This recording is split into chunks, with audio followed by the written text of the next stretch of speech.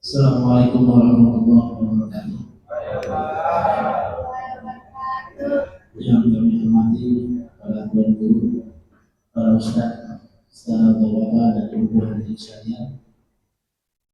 Pada kesempatan subuh hari ini, seperti rutinitas setiap sebulan sekali, kita laksanakan pengajian subuh.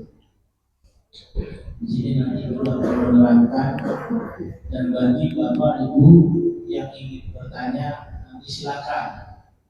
Jadi kita berikan kesempatan untuk bertanya, silakan. Nah, ini adalah satu momen yang paling pas, dimana kalau memang nanti ada yang kita tidak ketahui dan lain sebagainya, kami persilakan untuk menanyakan. Dan yang terakhir, selepas pengajian ini selesai, kami menyiapkan sekadar sarapan pagi. Jadi jangan lupa dulu, kami persilakan. Dan di kesempatan pagi juga saya sampaikan untuk kas musola Al-Huda, setelah kita kemarin melaksanakan perbaikan mungkin dan lain sebagainya, kas kita masih tersedia kurang lebihnya sekitar 16.550.000 rupiah. Dan untuk tepatnya nanti kita akan buatkan keterangan di majalah ini kita di sebelah. Jadi kemana keluar keuangan kita, di situ bisa dilihat semua. Demikian Bapak Ibu sekalian, dan kita mulai pengajian kita pada kesempatan kali ini. Alhamdulillah, wassalamualaikum warahmatullahi wabarakatuh.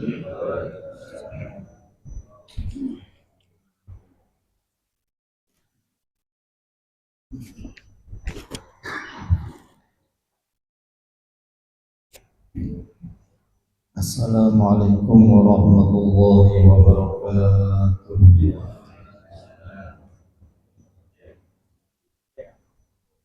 Alhamdulillah, wassalatu wassalamu ala rasulillah sayyidina Muhammad bin Abdullah wa ala alihi wa sahbihi wa man walah. Rabbi shrah li sadri wa yassir li amri wahlul 'uqdatam min lisani yafqahu qawli. Amma ba'du. Ma'asyiral hadirin wal hadirat jami'an rahimakumullah. الفاتحة إلى حضرة النبي محمد صلى الله عليه وسلم وعلى آله وأزواجه وذريته وأهل بيته الكرام. بسم الله الفاتحة. أعوذ بالله من الشيطان الرجيم. بسم الله الرحمن الرحيم. الحمد لله رب العالمين الرحمن الرحيم مالك يوم الدين إياك نعبد وإياك نستعين اهدنا الصراط المستقيم صراط الذين أنعمت عليهم غير المغضوب عليهم ولا الضالين. يا رب بالمصطفى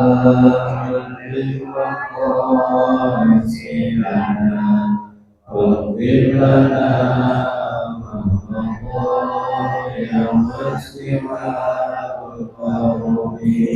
يا رب بالمصطفى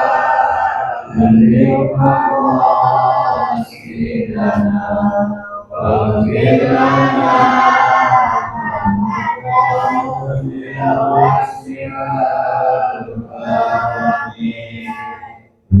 والحبيب الذي تشفعته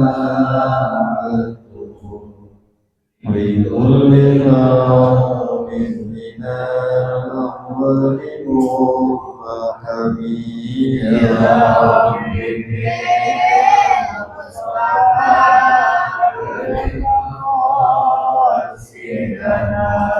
واغفر لنا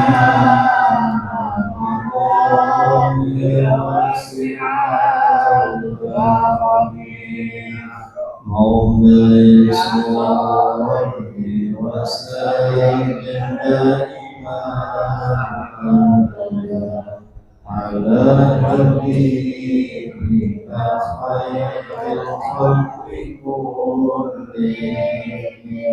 يا ربي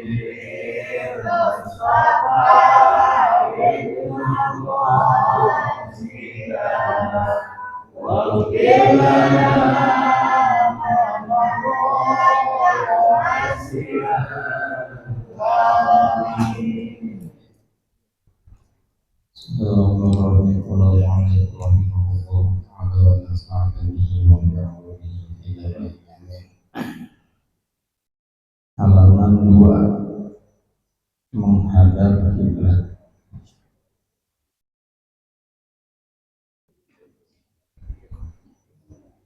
Bila seorang hamba menghadap kiblat, maka berarti dia tidak menghadap kepada 3 arah yang lain, karena yakin akan batal sholatnya.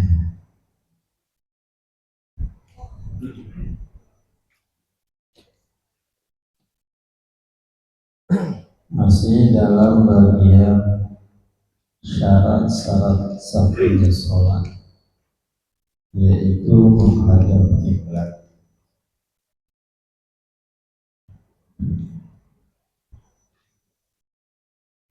Menghadap kiblat li'aini hayati nadruhudi,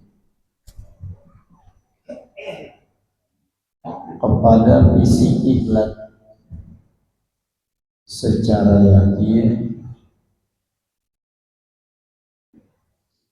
pada posisi yang dekat, seperti orang yang ada di Masjidil Haram, maka menghadap kiblat itu tentunya secara yakin. Wazonan fil bu'di, dan secara prasangka pada posisi yang jauh, seperti kita yang ada di Indonesia, mesti ada zon. Lali jihatiha, bukan sekedar menghadap ke arah kiblat.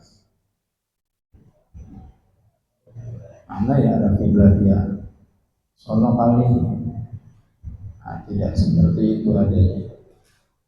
Ala solihi, menurut pendapat yang sahih. Wa zalika bi sadri ladil wajhi, menghadap kiblat itu dengan menggunakan dadanya, bukan dengan wajahnya. Jadi yang mesti menghadap kiblat bagi anggota tubuh manusia itu adalah dadanya, bukan bagian wajahnya. Ya haqqil qa'imi awil qa'idi waqtal qiyami wal qumudi, pada hak orang yang melakukan sholat dalam keadaan berdiri atau dalam keadaan duduk, di waktu berdiri atau di waktu duduk.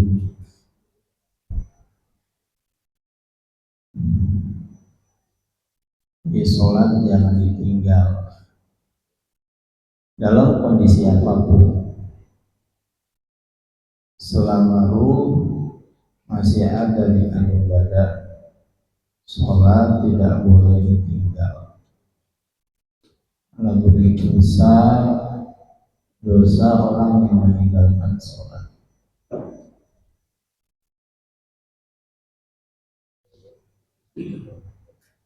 Kalau nggak bisa sholat sambil berdiri, duduk.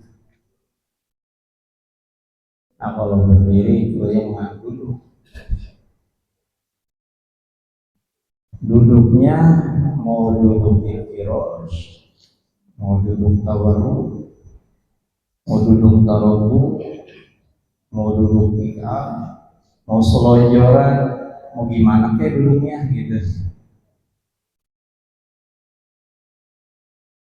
Yang penting duduknya dengan posisi yang memang dikatakan seperti orang yang duduk. bukan pada posisi orang yang dikatakan bukan duduk dan bukan juga berdiri. Kalau dia sholat ingin dalam keadaan duduk, namun posisinya itu tidak seperti orang duduk, juga tidak seperti orang berdiri, sholatnya makruh. Mana contohnya? Ini kata duduk enggak, kata berdiri enggak, ini makruh. Kalau mau panggil duduk, mau duduk tasyahud awal selatan, tasyahud akhir selatan. Mau duduk ikhram di dalam sholat silahkan. Mau duduk taruh silahkan, sila taruh. Mau duduk baris lonjor, maaf ya, ini silahkan.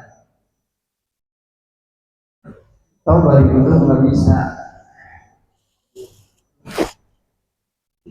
Kalau nggak bisa balik duduk, balik berbaring ke posisi lambung kanan. Orang di rumah sakit tuh, mestinya di rumah sakit itu harus ada pelayan yang memang jebolan pesantren untuk menunjukkan tata cara sholat dalam keadaan posisi berbaring.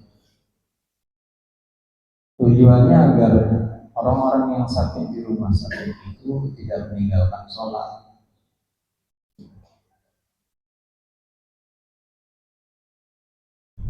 Nggak ada ini pelayan yang bisa ajarin tata cara sholat berbaring. Sewa santri, upayain sampai orang itu sembuh, 1 juta misalnya.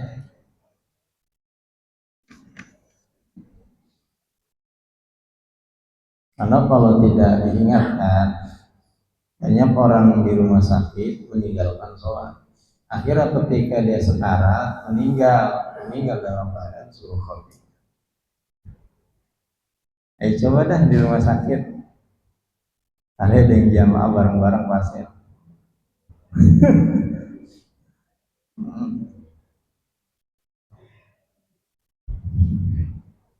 Wajib menghadap kiblat selagi dia mampu menghadap kiblat. Kalau begitu kudu geser tempat tidur. Mesti begitu memang, kudu digeser. Kecuali memang tidak ada yang membantu menggeser, silakan mengarah kemana saja. Itu penting. Dan saya ketika kita sekalipun dalam keadaan sakit dan dalam sholat keadaan berbaring, tidak boleh meninggalkan sholat. Kalau nggak bisa sambil berbaring, celentang.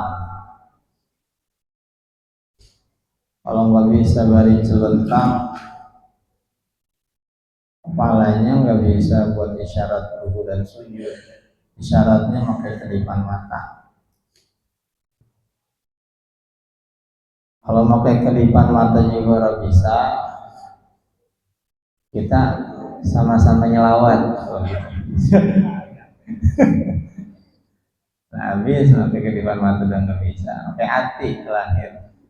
Artinya masih isyarat bahwa dia itu sedang melaksanakan sholat. Bayang di dalam hati.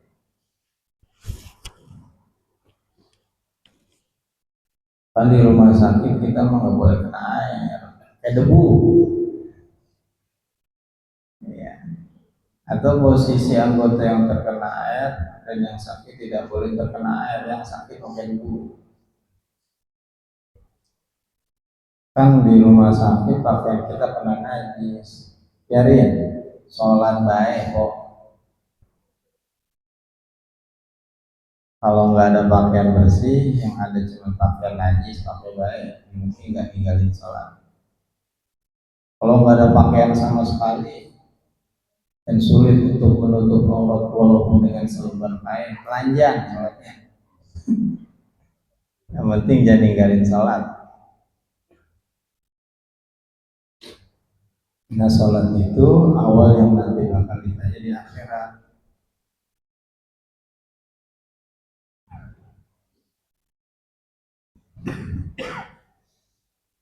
Amma fi ruku'i wa sujud wa mu'amul badan. Adapun di dalam ruku dan sujudnya itu pada sebagian besar anggota badannya. Jadi di waktu menghadap kiblat bagi orang yang dalam keadaan berdiri atau sholatnya duduk, menghadap kiblatnya dengan dada. Tapi di waktu ruku dan sujud itu dari sebagian besar anggota badan menghadap ke arah kiblat. Amal mutaji'un fa yajibu bil wajhi wa muqaddamil badan. Wajib pula bagi orang yang sholatnya berbaring menghadap kiblatnya dengan wajah dan bagian depan tubuhnya.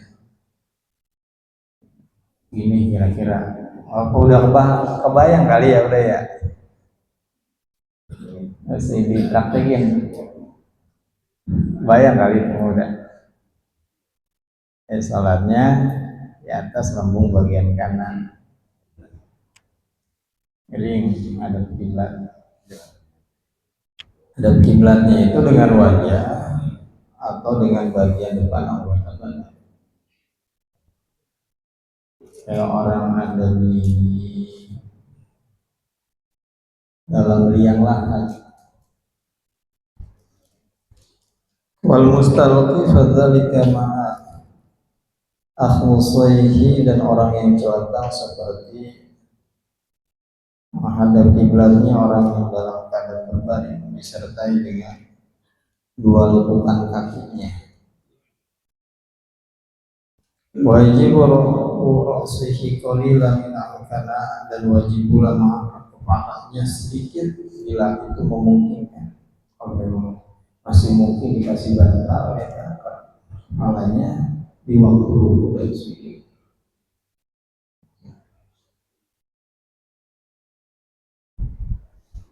Wa hadza indal qalbi, dan ketentuan menghadap kiblat dengan dada ini disematkan oleh Imam Halabi, Imam Halabi. Wa huwal muradu bi nahri bi qouli ta'ala, dan ini pendapat yang dimaksud dengan lafaz an-nahar pada firman Allah Ta'ala, "Fasholli li rabbika wanhar." Memang kalau terjemahan depan wanhar itu artinya berkorbanlah.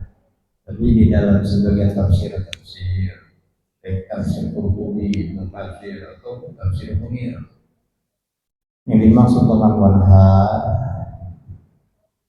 adalah menghadap kiblat. Wala fi ma'na wanhar ay istiqbalil qiblat bi nahdika bi sadri. Imam Kalabi bermaksud dengan lafaz wanhar ialah menghadap kiblat dengan menggunakan dada. Wal aslu bi syirati dzalika qabla al-istima' qauluhu ta'ala fawalli wajhaka syatrul masjidil haram. Adapun asal di dalam syarat ketentuan menghadap kiblat dengan dada sebelum ijma', sebelum adanya kesepakatan itu firman Allah Ta'ala yang berbunyi fawalli wajhaka syatrul masjidil haram. Surat Al-Baqarah ayat 144.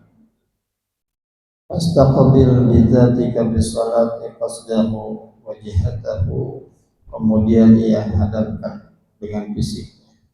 Hadapkanlah olehmu dengan fisikmu di dalam sholat, akan bermaksud ke Masjidil Haram atau ke arah Masjidil Haram.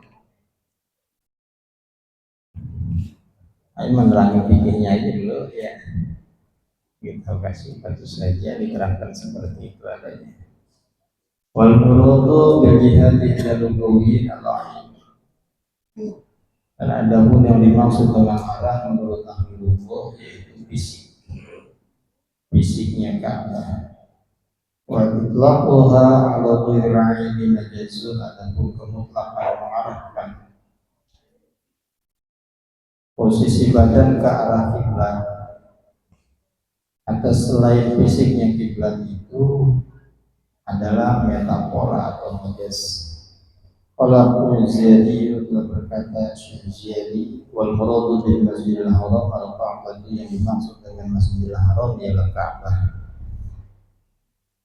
Nah ini bacaan awal wajah syatrul masjidil haram tadi, yang dimaksud 8 masjidil haram itu Ka'bah. Jadi min babi itlaqil hal wa iradatil mahal aja sebut salah. Pada ngaji majas kan ya. Di khilafihi bi ghairi hadzal mawdi' min al-Qur'an, dengan berbedanya masjid pada selain ini tempat pada surat yang telah disebutkan, yakni surat Al-Baqarah ayat 144. Ada lagi yang membahasakan Masjidil Haram seperti surat Al-Imran ayat 191, 196 dan 100 dan 217. Fa'innahu ma ta'utiqa bihi wal murad bihi jami'ul haram, maka yang dimaksud kapan-kapan dikatakan di dalam Al-Quran lafaz masjid, maka yang dimaksud adalah seluruh tanah haram. Kemudian wa Ibnu Umar annaha nazalat bi sholati al-waqtilah, dan dari Sayyidina Ibnu Umar, kalau dikatakan Ibnu Umar nama aslinya Abdullah bin Umar bin Khattab. Jadi nama Abdullah itu di kalangan sahabat banyak. Sayyidina Abu Bakar nama aslinya Abdullah. Ada lagi ada iparnya Nabi namanya Abdullah bin Umar. Karena memang Rasulullah menikahi kakaknya Abdullah bin Umar namanya Sayyidina Hafsah. Ada lagi sepupunya Rasulullah Abdullah juga namanya Abdullah bin Abbas. Dan seluruhnya itu perawi yang dipercaya. Abdullah bin Umar kuburannya dari kota Mekah kira-kira 4 km ke arah Jabal Nur. Abdullah bin Umar itu, kalau di sini ada yang nyantren haji takhusus fikih, mau di Fathul Mu'in, mau di Wahab, baik itu tepatnya di Kulon atau di Wetan. Misal di Kulon ada Bedarincang, ada Caringin, ada Kiki, satu khusus mendalami fikih. Atau yang ada di Bogor namanya Barong Sakti, atau yang ada di Wetan Cikoloto, Bekasi, ada lagi Cikole, itu pesantren yang khusus mempelajari fikih.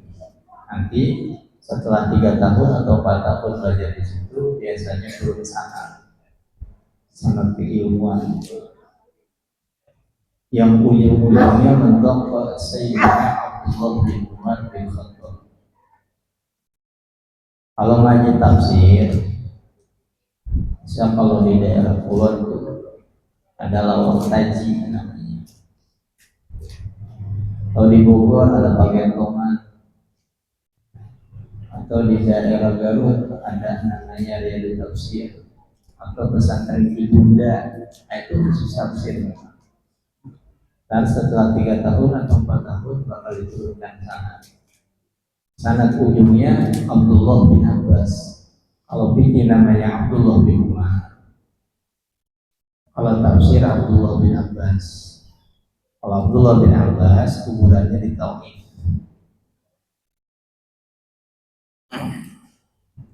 Itu memang mestinya sanad ngaji.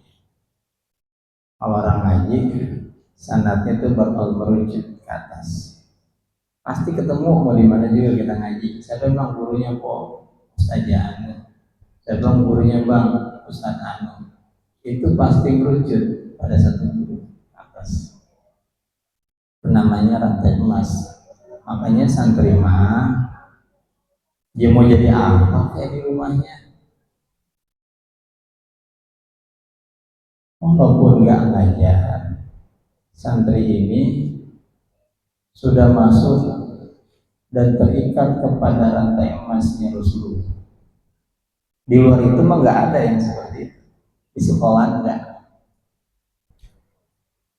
Cuman kadang mindset manusia di masyarakat itu ketika ada santri gagal,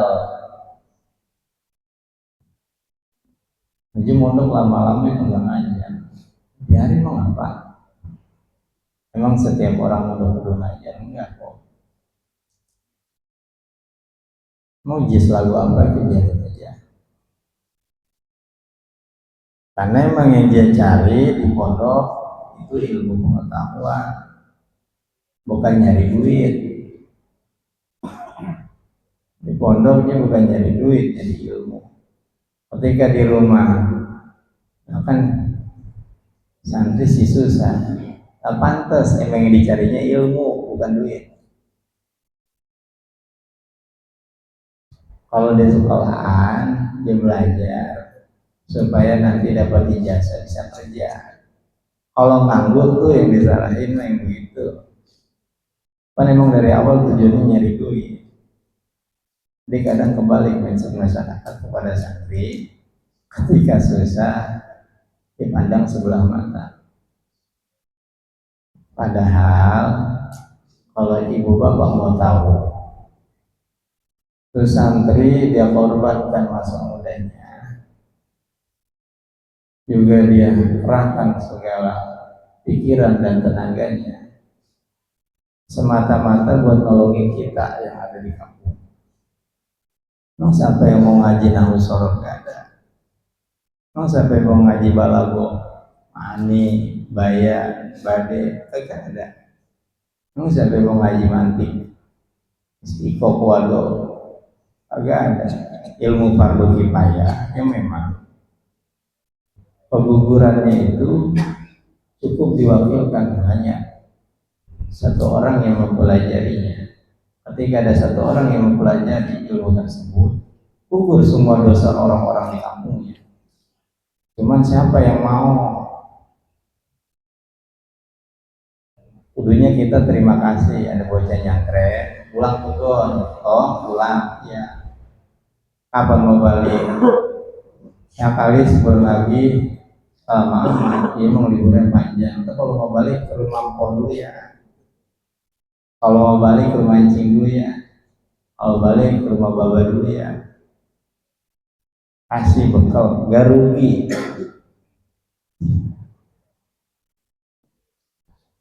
Kalau nggak ada dia, habis kita ketumpuk dosa. Beda halnya dengan ilmu fardu kifayah, ilmu fardu ain, yang kewajibannya perorangan. Mau siapa itu orangnya, mau wadon, mau lanang. Memang ilmu fardu ain itu ilmu yang model bagaimana? Ilmu tauhid, ilmu fikih, ilmu tasawuf. Itu mau wajib kita, nggak bisa ditukar sama diri kita, nggak bisa diwakili nama anak kita.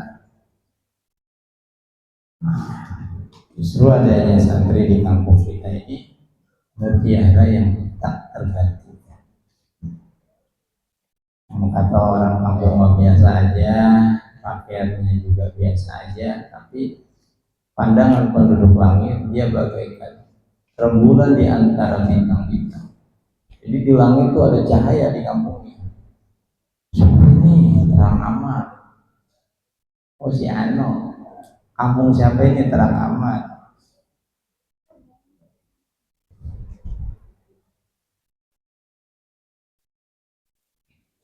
Biar paham itu maksud saya. Balik lagi di istiqbalul kiblat, menghadap kiblat. Jadi Sayyidina Umar bin Khattab annaha nazalat di sholati al-waqtilah, bahwasanya ayat qasama wajhullah turun di waktu sholat di saat berada di atas kendaraan. Nah, ini yang suka jadi pertanyaan di masyarakat, boleh nggak kita sholat dalam keadaan berkendaraan? Wa naqqa, dan dari Imam Abu nazalat istidahil qiblah, turunnya ayat itu di saat terjadinya tidak kejelasan terhadap arah kiblat karena di kendaraan. Nah, jawabannya boleh nggak kita sholat di atas kendaraan? Fayazuzu tarkul qiblat fayazuzu tarkus istiqbal qiblat bi hadaini. Sholat di atas kendaraan boleh sekalipun tidak menghadap kiblat. Pada dua keadaan. Yang pertama, al-ula bisyiddatil khawf. Yang pertama itu sangat takut faizal tahamal kita, dan maka apabila sedang berkecamuk perang, walam yatamakkanu min tarkihi, dan tidak mungkin kaum muslimin untuk meninggalkan perang, bihalil illatihim faqasratil, dalam kondisi tersebut karena sedikitnya kaum muslimin dan banyaknya musuh-musuh lagi perang, pang pang pang pang gitu. Waktu sholat Zuhur di Allahu Akbar, sholat apa boleh ditinggal? Gak boleh, tetap melaksanakan sholat. Terus bagaimana kan kita kalau ngarah kiblat habis dibacok dari belakang? Oh, kalau yang seperti itu mah fayazuzul harus ibadah kiblat yang ada. Boleh aja kita nggak menghadap kiblat. Kalau belum ada yang pertama tadi karena adanya rasa yang begitu menakutkan pada dirinya. Oh, takutnya tuh biasanya dada. Yang kedua memang kondisi perang sedang berkecamuk, ya sedang berhenti, dan tidak mungkin kaum muslimin untuk meninggalkan perang. Kapan dulu ya perangnya? Perangan ketat. Dikarenakan karena memang sedikitnya pasukan kaum muslimin dan begitu banyaknya musuh. Awishtadal khawfu, atau rasa takut sudah ada nih. Walam yaltaqil kita, cuman belum terjadi perang. Musuh di mana? No, musuh di kampung gunung. Perang belum terjadi, emang hadir. Walam ya'manu, dan kaum muslimin tidak merasa aman. Gimana ini ya? Kalau tiba-tiba diserang ayat kabal abu atau bahwasanya menyerang seorang musuh akan pundak-pundak mereka. Kalau tiba-tiba diserang bagaimana? Laulau wa tafarraqu sallu bihasabil imkan. Jika mereka menghadap kiblat lalu terpisah-pisah, maka sholatlah dengan seukuran menghadap kiblat selagi dia mungkin. Kalau mungkin menghadap kiblat, menghadap kiblat. Walaysa lahu ta'khiru waqtil waqti, enggak boleh dia menunda-nunda sampai mengakhirkan waktu. Itu yang pertama, dalam keadaan perang boleh tidak menghadap kiblat. Yang kedua, wal halatu tsaniyah binafilah. Keadaan kedua, pada sholat sunnah bisa mubah dan perjalanan yang diperbolehkan, bukan safar maksiat. Bedanya apa? Kalau safar maksiat dari sini mau ke Bandung, ingatnya semua itu, nah itu maksiat sudah. Kalau syaratu tuluhu, boleh tidak menghadap kiblat pada safar mudah dan tidak disyaratkan lamanya masa perjalanan. Wa qaluha yusafiru ila mahallin la yasma' fihi nida al-jum'ati, dan paling sedikitnya perjalanan itu bahwasanya orang yang bermusafir ke satu tempat ia tidak mendengar pada tempat tersebut akan panggilan azan Jumat. Paling dekatnya semana sih kita berpergian? Pergi keluar dari kampungnya, ketika di hari Jumat orang tersebut sudah tidak mendengar akan kumandang azan Jumat. Walaupun jaraknya nggak sampai 2 manhalah. Fayajuzu lil musafiri at-ta'affur, boleh bagi orang yang bermusafir melakukan sholat sunnah rokiban wa masyiyah ila jihati maqsadihi bisafari tawil qasir, dalam keadaan berkendara atau dalam keadaan berjalan ke arah tempat tujuannya pada perjalanan jauh atau perjalanan pendek. Jadi bagi orang yang sedang berkendara, mau perjalanan jauh atau perjalanan yang singkat pendek jaraknya, baik dia berkendara atau jalan kaki, boleh dia melaksanakan sholat sunnah tanpa menghadap kiblat. Oh itu, ya. Lagi di mobil, lagi supirin misalnya, kita di samping, nah, sholat sunnah, sholat aja gitu. Tapi yang supir ngapa? Bang, kan nggak ngarah kiblat. Ya, dia mau apa? Boleh begitu, boleh. Terus bagi orang yang jalan, wal masih bayam sibi arba'ati asya. Adapun orang yang jalan, maka ia sholatnya sambil berjalan pada 4 rukun sholat: al-qiyami wal i'tidal wa tasyahhudus salam, pada berdiri, i'tidal, tasyahud, dan salam. Jadi boleh itu mah nggak menghadap kiblat.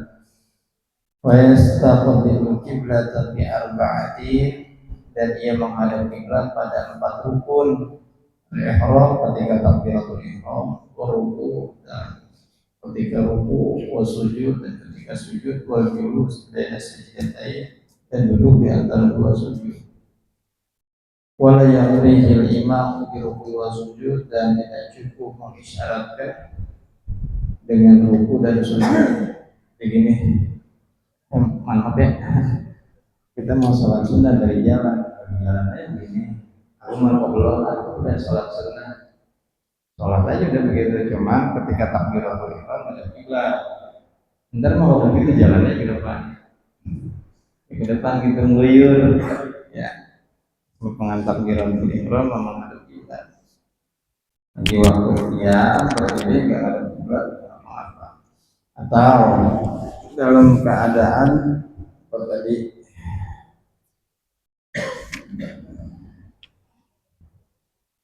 ya tidak tasyahud dan salam. Jadi lompongan menghadap kiblatnya maka takbiratul ihram, ruku, sujud, dan duduk di antara 2 sujud. Contoh misal Bang Samsul, mau kebeluan tapi gue pengen ngamalin yang ada di kitab sholat, cuman gak ngadep kiblat. Sholat apa mau itu? Dan sunnah. Coba Bang saya mau lihatin bagaimana jalan ke depan. Jalan nggak ada kiblat, tapi entar ngadep kiblatnya pas takbiratul ihram pertama kali nggak ada kiblat. Entar ruku ada kiblat, berhenti dulu. Sujud juga ada kiblat. Duduk di antara 2 sujud juga ada kiblat. Paling pas rapi-rapi orang nanya, udah lama.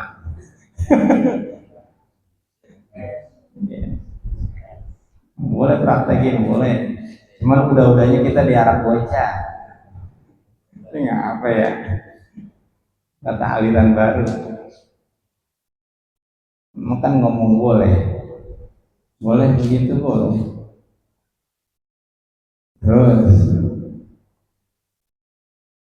ada martabat untuk mengetahui arah kiblat. Jadi kita nggak sekonyong-konyong menghadap ke arah barat untuk menentukan posisi kiblat.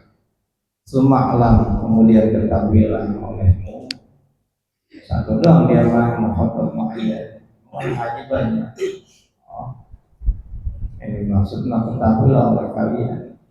Berarti istabul juz wa ibadatul qulub. Anda mau tiba kiblat di arba'atun, bahwasanya martabat kiblat itu ada 4. Kalau mau mengetahui posisi arah kiblatnya ada 4. Jadi nggak semata-mata kita menghadap ke bagian barat. Al-ula ala ilmu biha, bina wiruyatin, yang pertama itu mengetahui dengan arah kiblat pada seumpama melihat secara langsung. Oh, kiblat sebelah sono, memang dia pernah melihat Ka'bah. Yang kedua, hasaniyatu khabaru sikotin ana ilmin kaqaulihi ana syahadatul kiblat waqita, yaitu berita orang yang terpercaya dari dasar ilmu pengetahuan yang dimilikinya, seperti ucapan orang yang terpercaya, aku telah melihat akan kiblat di arah anu. Memang orangnya pernah ke Mekah. Wabi maknahu, dan di dalam makna seperti syahadatul kiblat nahu baitil hijratil ma'rufah, seperti menggunakan kompas yang telah kita ketahui. Jadi nggak semacam-macam sekonyong-konyong kita mengarah kiblat. mesti punya kompas. Mana ini yang pas ke arah kiblat? Asal satu istihad. Yang ketiga itu dengan beristihad. Qala Nawawi fil Idhah, berkata Imam Nawawi dalam kitab itu, wal yasihul istihad illa bi adillatil qiblah. Tidak sah beristihad kecuali dengan dalil-dalil yang ia dapatkan untuk menentukan arah kiblat. Wahya kasiratul, dan dalil-dalilnya itu banyak. Aqwa al-ukur, yang pertama paling kuat yaitu melihat dari kutub utara atau kutub selatan. Peta, pakai peta kalau kita. Terletaknya Hijaz, zaman dulu namanya Arab Saudi Hijaz. Nah, Hijaz sebelah mana ya? Sudah ketemu Hijaz, kita lompangi pakai garis ke arah rumah kita. Nah, itu posisi kiblat. Wadwahu harihu, dan paling ringannya dalil untuk menunjukkan arah kiblat itu dengan menggunakan angin yang tertiup dari arah timur ke arah barat. Nih ayat soal ini paling lemahnya. Jadi enggak semata-mata menghadap ke bagian barat. Ar-Rabi'ah taqlidul mustahid, yang keempat itu mengikuti kepada mustahid wa qabulu qawlihi, yakni menerima ucapan mustahid, wa yaqbidu ikhbar sahibil doi, dan dia berpegang teguh dengan kabar atau cerita orang yang memiliki kompas. Ina alimah annahu yukhbiruhu an ilmi, jika orang tersebut mengetahui bahwa orang yang memberi kabar kepadanya berdasarkan ilmu. Ayyakula lahu, seperti orang bertanya kepada mustahid, min aina ja'alak anna qiblatan, dari mana datang bagimu bahwasanya kiblat itu arahnya di tempat ono. Wa yaqulu halaltuha al-qutbi aw syahadtu ba'da masalah. Dijawab Abang mustahid, saya telah mengukur arah kiblat atas dasar melihat kutub, atau saya pernah melihat Ka'bah masalah. Tanya Bang Samsul, mau nanya Abang Dani, misalnya Bang Dani arah kiblat di mana? Atau Bang Dani misul arahnya sebelah sono. Emang Abang tahu ini tadi saya udah mengukur pakai kompas, atau nggak pakai kompas? Emang arah kiblat kemana? Oh, arahnya sebelah sono, karena memang Mekah adanya di sebelah sono. Itu boleh. Tapi apa ini akhbar wa istihadin pada Yesus sudah begitu kalau bukan istihadin. Apabila mustahil mengabarkan kepada orang yang bertanya daripada arah kiblat dari istihadnya, maka orang yang mengikutinya tidak boleh mengikuti apa yang dikatakan mustahil bila tidak bisa didasari dengan ilmu pengetahuan. Kalau mustahil seperti Bang Dani tadi misalnya mengarahkan arah kiblat tanpa didasari dengan adanya kompas atau didasari dengan dia pernah melihat Ka'bah di arah tertentu, maka orang yang bertanya tidak boleh mengikutinya, melainkan dia beristihad sendiri. Nah, itu kurang lebih dari dasar fikih menghadap kiblat. Kemudian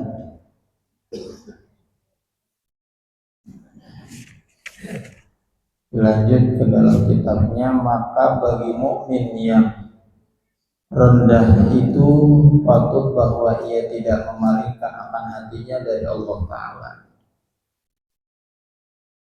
Tadi dibahasakan bahwa menghadap kiblat itu kita meninggalkan tiga arah yang lainnya.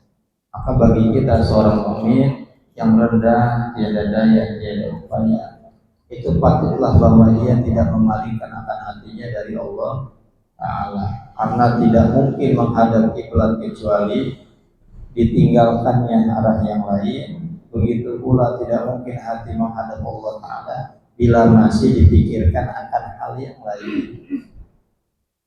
Nggak mungkin hati bisa munajat kepada Allah Ta'ala kalau pikiran masih ayat-ayat. Jadi ketika kita menghadap kiblat, itu sudah menjadi filosofi di dalam keyakinan bahwa hanya satu tujuan di dalam sholat kita, yaitu itu Allah Ta'ala, bukan kerjaan, bukan dagangan, bukan utang, bukan bini, bukan anak. Hanya ada masalah yang datang dengan sendirinya, dan masalah yang kita buat. Mau ada yang masalah datang dewek, ada. Tiba-tiba kita lagi ngopi depan rumah, ada paket 5 datang.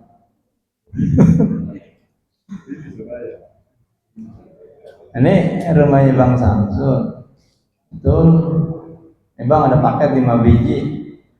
Nah, saya kagak mesen sih. Ini abang mesen. Itu kan masalah datang dewek ya. Mesen kagak. Ngopi yang tadinya enak banget, ngopi yang enak banget jadi sepet. Enak. Atau bocah, bang, bocah abang ketubruk.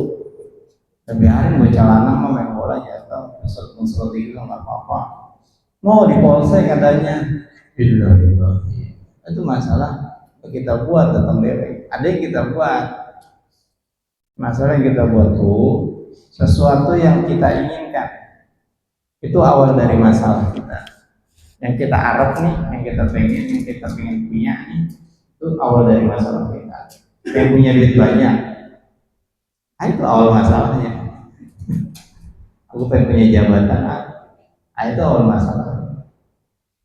Aku pengen punya pangkat dan kedudukan, itu awal masalah Anda. Apa yang Anda inginkan itu awal dari masalah. Apa yang dipuji orang, itu awal masalah. Apa yang diagung-agungkan, apa yang dikata-kata, itu awal masalah. Memang apa menjadi awal masalah? Karena orang berharap ketika mendapatkan hal tersebut, dia mendapatkan ketenangan jiwa. Kalau punya duit banyak, kali hatiku tenang. Ya. Aku kalau punya pangkat mah bisa nunjuk orang. Pengen arah-arahnya mah pengen dapetin ketenangan jiwa supaya tenang hati. Ya. Tapi kadang orang lupa dengan hal yang paling inti di dalam keinginan hidup, yaitu berdekatan dengan zat yang tidak pernah runtuh kerajaannya selama-lamanya, yaitu Allah Ta'ala. Kita kadang lupa di depan ngopi biasa lanang mah begitu. Kalau bocah gadget sekarang mah sedang beradu pikiran dengan keadaan. Waduh, hebat. Supaya tenang besok dia kerja, maka ngopi jam 12 malam di luar rumah. Buka baju untuk angin besok dikritik. Ya, padahal dia lupa satu hal, yaitu kembali kepada Allah Ta'ala. Kalau udah kembali kepada Allah Ta'ala baru mendapatkan mutmain. Artinya tenang rasanya. Seolah-olah Allah ngatakan begini, coba mana yang budak-budak tadi, amanin bocah yang dekat sama kita. Yang budak-budak mah habis, banda bakalan habis. Coba lu mati habis direbutin sama anak-anak. Kadang belum habis juga ada yang terjual. Pangkat ya paling berapa tahun sih pangkat mah. Jabatan paling berapa tahun sih. Kalau ada orang gak suka juga dilengserin. Gitu kan. Habis begitu mas. Seolah-olah lo ngapain ngata begini ke kita. Coba lo deket gua kepada zat yang tidak pernah tidur selama-lamanya, kepada zat yang tidak pernah binasa selama-lamanya. Coba kalau dapat ketenangan yang luar biasa. Kalau begitu, cuman kan kadang kita aku pengen kayak si Anu. Itu awal masalah kita. Puyeng mulu. Mau apa sih puyeng mulu? Emang juga hamu dunia masalahnya yang palsu. Puyeng sama urusan dunia besok makan bagaimana ya, minum bagaimana ya. Kemudian juga rezeki udah yang ngatur dipuyengin.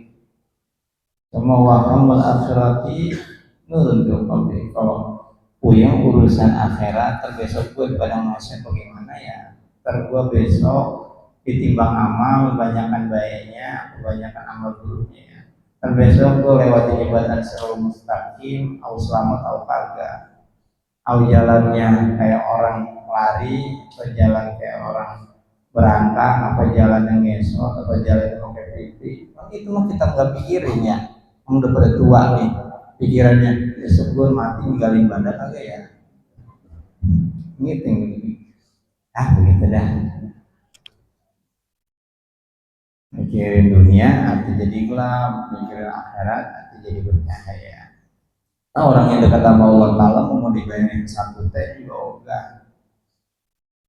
Bang, ya, abang berhenti jikir dah. Nih, saya ada duit 1 miliar. Bang mau kan? Ya kalau lu ngasih mau gue terima.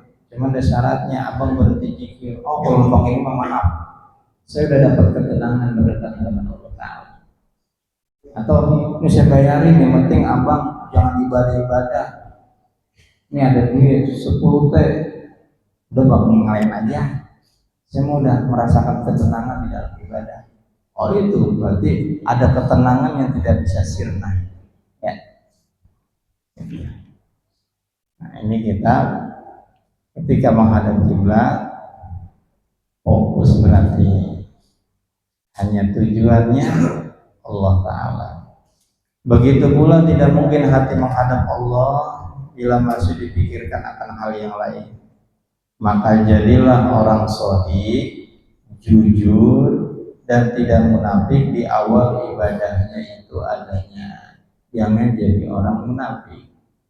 Jadi mesti jadi orang jujur. Boleh jujur mau di bidang apa juga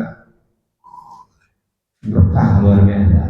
Mau di ubudiyah jujur berkah, di muamalat jujur berkah, berkah segala-galanya.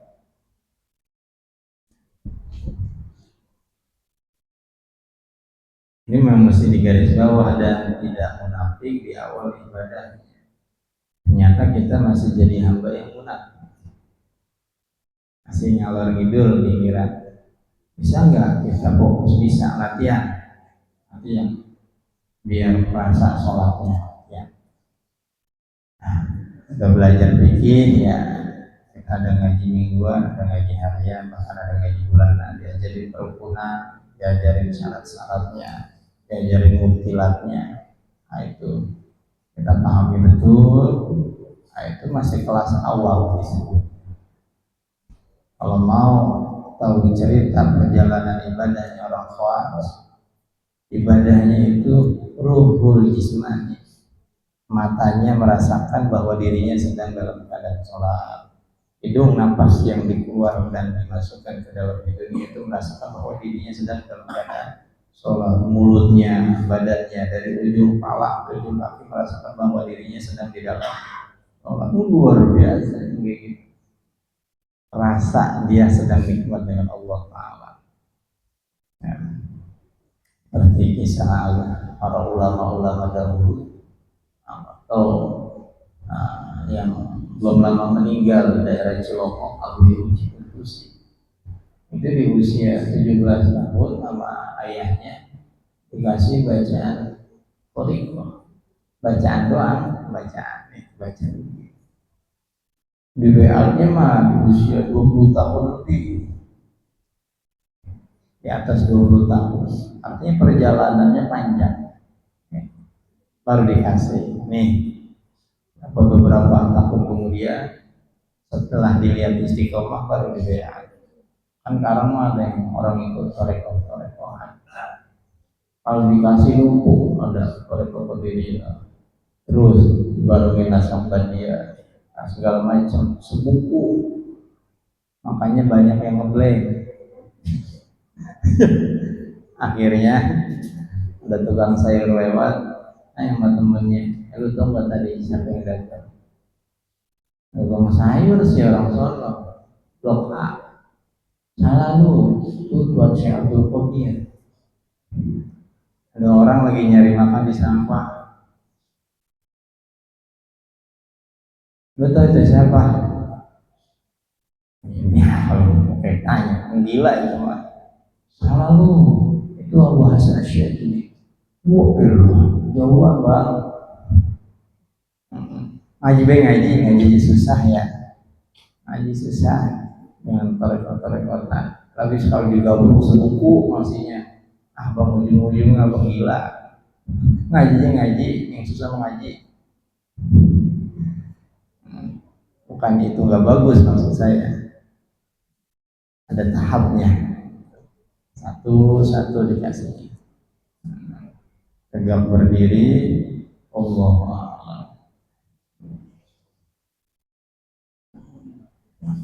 Ya Bapak Ibu, partnernya laki-laki 2, ibu-ibu 2. Silakan kalau ada yang ingin ditanyakan, silakan. Mengenai kiblat, bahasa mengenai kiblat.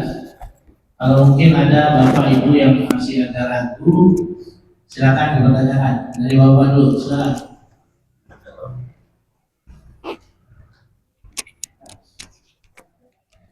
Assalamualaikum warahmatullahi wabarakatuh. Mau bertanya Ustaz ya tentang menghadap kiblat. Pada umumnya kan mungkin di Indonesia ini kan apa namanya masjid itu kan menghadapnya ngulon aja gitu kan ya. Ya. Kan kalau di peta itu ada sekian derajat. Itu bagaimana Ustaz ya? Coba penjelasan Ustaz. Ya, satu lagi. Ya, sekaligus dijawab. Ada? Bapak, Pak Irwan? Ya, silakan. Assalamualaikum warahmatullahi wabarakatuh. Jadi kalau kita sholat misalnya, seperti saya ini, pikiran itu masih kemana-mana gitu Ustaz. Itu kira-kira sah nggak sholatnya? Baik. Pikirannya kadang-kadang nggak bisa ingat kemana-mana. Itu sah nggak? Ya, terima kasih. Ustaz, silakan dijawab dua pertanyaan dulu. Ibu-ibu siapin pertanyaan yang dua ya. Terima kasih. Jawaban pertama insya Allah dengan pertolongan Allah Ta'ala. Mudah-mudahan Allah berikan petunjuk kepada saya untuk menjawab. Pertanyaan pertama, memang kita kadang melihat di zaman sekarang itu ada masjid atau musola yang posisi kiblatnya itu digeser, jadi rada miring.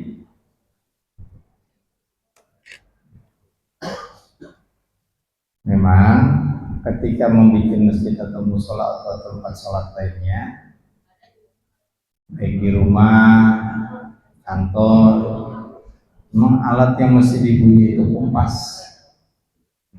Kalau di kitab Sulam Munajat itu sudah ada gambaran tentang arah kiblat dari Jawi ke Hijaz. Kalau dulu kita disebutnya Jawi, Hijaz. Kira-kira bagian barat berapa derajat ke utara. Hanya di zaman sekarang tuh ketika sudah menggunakan kompas, ada sebagian masjid atau musola yang karpetnya digeser sedikit. Atau ada satu waktu, biasanya itu terjadi setahun atau 2 tahun, bahwa posisi matahari itu pas berada di atas Ka'bah. Nah, momen-momen tersebut terkadang para sesepuh kampung dia menggunakan untuk momen mengukur arah kiblat yang tepat. Biasanya itu ada tuh di televisi ya, mengenai matahari pas di posisi atas Ka'bah. Itu momen tuh punya kompas. Beli 35.000, oh di Bandung suka dijual tempat penjaraan beli. Nah itu biasanya udah ada tuh tulisan yang kiblat, tinggal kita pasin aja. Seperti saya di madrasah, situ masjid. Emang kalau dari arah kelihatannya searah tuh masjid sama madrasah, tapi pas saya ukur sholat di madrasah ternyata ada mincang ke kanan, ada ke utara, digarisin. Dia sholatnya miring aja begini. Kalau dilihat dari kasat mata, masjid sama madrasah searah. Itu yang mesti kita punya kompas, dimanapun kompas. Kecuali memang sudah tidak ada kompas, sudah martabat untuk mengetahui arah kiblat yang lain. paling rendahnya itu dengan menggunakan hembusan angin yang berada dari arah timur berhembus ke arah barat. Itu paling rendah sekali. Zaman sekarang modern di HP juga ada kompas. Jadi mesti ada istihad terlebih dahulu. Itu mungkin itu aja Pak. Jadi kalau melihat di masjid nanti ada, ini masjid kok karpetnya rada mencong, biarin mungkin udah diukur ulang. Masih juga belum tahu ketika masjid kita atau musola kita ini ketika diukur ulang ada pergeseran enggak gitu. Takutnya kalau ada pergeseran misalnya, kalau andai kan ada pergeseran lalu kita ubah, ini mungkin bisa jadi polemik di kampung. Itu bocah kemarin udah berani ngerubah-rubah kita. Nah, itu sebenarnya memang ketika ada matahari itu tepat berada di posisi atas Ka'bah, itu momen buat menghitung arah kiblat. Takutnya bergeser berapa senti, atau bergeser berapa sentinya karena bisa terlihat jelas perbedaannya. Yang kedua, ini kita sholat pikiran ayat-ayat sah. Kalau memang dalam sholatnya itu ke bawah rukunnya, syaratnya, dan meninggalkan dari segala yang membatalkan. Nah, sholatnya sah menurut fikih. Cuman urusan dapat pahala atau enggak itu Allah punya urusan adanya. Nah, kalau gue sholat begini ada cahaya enggak ya tadi akhirat? Karena ntar sholat kita jadi cahaya. Nah, ada cahayanya enggak ya? Kira-kira sah kalau syarat dan rukun serta tidak membawa segala yang membatalkan sholat, sholatnya sah dihitung dari ilmu fikih. Jelas Pak? Jangan sholatnya normal ya. Ya, satu lagi Ustaz, ada dari ibu-ibu yang ingin bertanya, satu orang, silakan nih, jelasin aja Pak.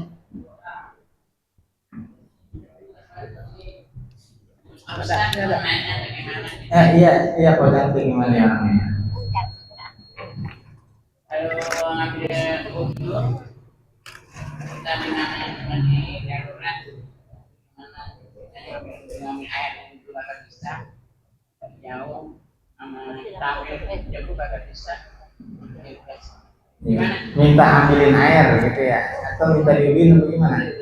Iya, Miknya lagi tuh Bro. iya diambil air wudhu. Kan ada selang-selang rumah sakit. Rumah sakit. Bisa dijelaskan. Oh setengah. Saya jelaskan. Iya. Jadi orangnya di rumah sakit, ya mengambil wudhu ini setengah-setengah ya. Iya. Yang nggak full itu. Iya. Silakan. Iya. Jadi yang bagian yang wajib dibasuh dari anggota tubuh yang tidak boleh terkena air itu ditayamumkan. Tayamum. Misal mukanya masih bisa dibasuh, mukanya yang dibasuh.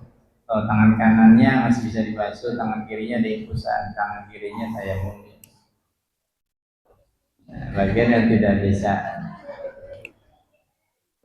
dibasuh dengan air karena dapat membuat luka menjadi semakin parah, maka bagian itu boleh ditayamumkan. Ini boleh tayamum walaupun ada air. Jadi tayamum sempurna.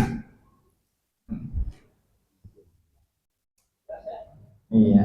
Jadi walaupun ada bahasa di kitab Ijaja al-ma'u batala at-tayammum. Kalau datang air bakal batal tayamum. Enggak juga. Ada kitab yang lain, kalau dalam kondisi tertentu boleh menggunakan air dan boleh juga bertayamum. Jadi nggak mesti setiap ada air. Lagi nggak ada air kita sholatnya istibahal sholat pakai tayamum. Ketika ada air sholatnya menjadi batal. Enggak juga. Ini mah posisinya ketika kita sedang dalam keadaan yang tidak memungkinkan. Air ada, tapi ada anggota bagian yang tidak boleh terkena air, borok misalnya. Nah, udah itu tayamum ini. Gitu. Nah, tahu kan cara tayamum? Kamu tuh gini-gini doang lagi. Ada caranya bang tayamum juga. Tangannya tergini. Bukan tangan yang begini, udah di mustakmal. Ini lempangan tangan nih. Ya. Tangan ini main nih. Oh, adik, sosot. Jadi belajar. Emang juga silat dari tayamum katanya. Nyosot katanya dari tayamum. Filosofi. Ada orang itu nggak ada di kitabnya, nggak ada. Assalamualaikum warahmatullahi wabarakatuh. Mau nanya Mas tentang kiblat Pak Ustaz. Kalau berpergian kan nih di penginapan kadang nggak ada penunjuk arah kiblat. Terus saya coba kan pakai handphone tuh, pakai kompas, ternyata salah. Terus ada pelayan penginapan seperti nanya, Mas, kiblatnya kemana ini gitu. Oh sama Bu katanya. Ternyata saya tadi sholat salah gitu. Apa saya wajib mengulang lagi sholat? Itu terima kasih Pak Ustaz gitu. Iya. Ya, terima kasih pertanyaan. Ada lagi nggak Ibu? Coba lima. Sudah diwakili dengan pertanyaannya, silakan. Yang pertama, ketika kita udah beristihad menggunakan al-ibroh, namanya kompas, dengan HP, ternyata emang kompasnya error. Selagi memang tidak ada yang memberitahu, sholatnya jadi ulang. Kalau memang ada yang memberitahu dan memang itu spesifik, maka sholatnya kita ulang. Begitu Bu. Kalau memang lebih spesifik, sholatnya kita ulang. Itu beda sama yang berjamaah. Kalau berjamaah kita ada sholat yang dikodo, sholat faidah namanya, ada sholat adaan.